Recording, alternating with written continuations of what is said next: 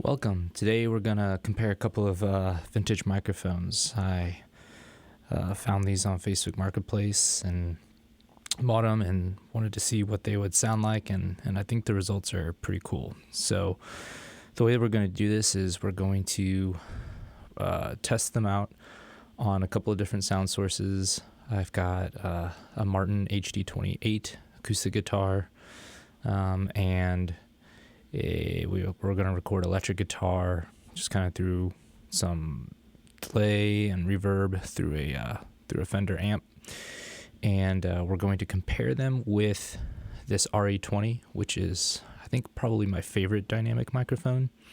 So it'll kind of be our control. And the mics that we're going to be comparing, the vintage mics, are this EV 626A, which is a dual impedance microphone, and right now, since it's wired up with the 1/4 inch jack, it's set to be high impedance. But I believe the way that you switch that to be low impedance is to just undo this jack and wire it up with XLR. I could be wrong, but I believe that's the way. The second mic is this Shure 576. Model 576 Shure Dynamic, and it is also a dual impedance mic, 50 ohms and 200 ohms, and this one is wired up to be low impedance. So I don't think that there's a lot of difference between the sound of the low impedance and high impedance. That would be a fun test to do a before and after with the wiring. That's not the scope of what we're doing today. We're gonna just see how these mics sound compared to the RE20. On the acoustic guitar, I'm also going to compare it to a large diaphragm condenser. I've got a Slate ML1 Vintage that we'll use with no processing or anything on it.